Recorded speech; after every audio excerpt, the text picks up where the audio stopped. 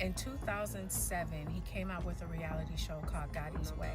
And Gotti's Way was only 2 seasons, but those 2 seasons showed me an intimate view on what it looked like to decouple, what it looked like to attempt to co-parent, the differences between what a mother felt that the family needed and what she needed as an individual, and what the father thought he needed to do to be a provider and to keep his family together.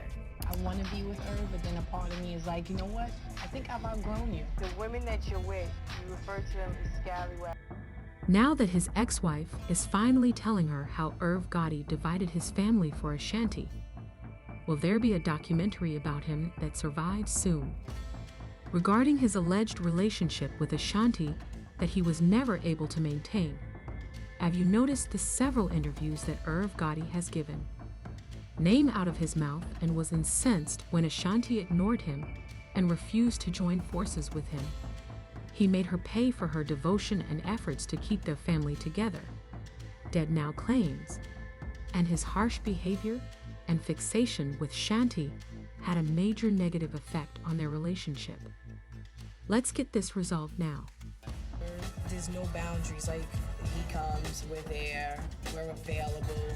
He's living 2 lives, and for me, it doesn't make sense. You have found that woman. It might not have lasted, but you have She's found... definitely a special one, but she wasn't special enough for me to stop. Following a decade of courtship, Deb Lorenzo and Irv Gotti parted ways in 2013. Deb was frequently criticized for being foolish for continuing to date a complete jerk. He argued that her daughter should be succeeding more than her and made fun of her degree. That wasn't the case, though, based on Deb's statements, when she and Irv first began dating. In 2003, she married him with the expectation that he would travel, make deals, and be wealthy while she looked after the family and their kids. However, she was startled to see that she was surrounded by a shifting cast of women that Irv was always experimenting with. He thought that everything had become so tangled up because Deb was crazy for thinking she might be the one woman who could ever delight him, and he was doing nothing wrong. Still married, but we were separated when they were dating. I was used to it from the beginning, like him going and traveling. I just wasn't used to the women. That was like new, like, where did these hoes come from? You know, I think... You wanted people to forgive you when you do stuff? Don't talk about the cheat. I'm a good chip off the old block, aside from the infidelities. You know, in my crazy mind, I thought that was life. This is my wife, this is my family, but this bitch is here to suck my... During the 2007 season of their reality program, Gotti's Way, we all witnessed the turmoil in their relationship, but Deb persisted in her belief that things would improve. After learning of her infidelity, Deb had attempted to file for divorce, but she had to consider her children, particularly the eldest, because VB was a wonderful father to their children and had adopted her daughter. Sonny didn't want their parents to be divorced. He also never treated her any differently. In contrast to his other children, his daughter didn't even know that B. Gotti wasn't her real father until she heard it from someone outside the house. But Deb made sure their bond remained the same despite his numerous journeys.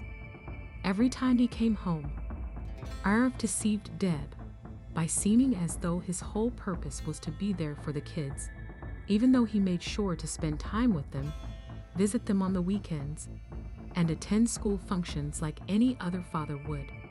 She thought she might be able to save her marriage and that things would improve over the weekend. Before Ashanti became the Princess of Murder Incorporated, they would come and go. Her songs were becoming popular, she was receiving brand deals everywhere, and Center Irv was constantly boasting about the money and movements he and Ashanti were making. Deb eventually stayed with the children at home. In a Wendy Williams show interview, he refuted claims that Ashanti was a homewrecker, claiming that they were in love and only reconciled after he and Deb split up. He began spending more time in the studio and behaving more like a part-time father, rather than sharing the responsibilities of being a full-time dad. Why is it that if a man gets married, a man and woman get married, if they're separated, they're not gonna be together. They're not staying together. I can't go mess with other girls until I sign a divorce paper? Why? No, yes, you can. Okay, then what's the problem?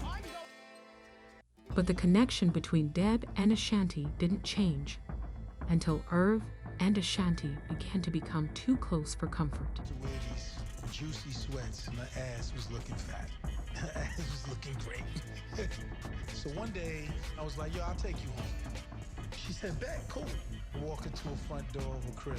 She turns to say goodbye. And I just kiss her and grab her ass. And just, mwah. Deb appeared to be a dumping ground, even with his children present and observing everything. Deb and the children were totally reliant on Irv for everything, which didn't help.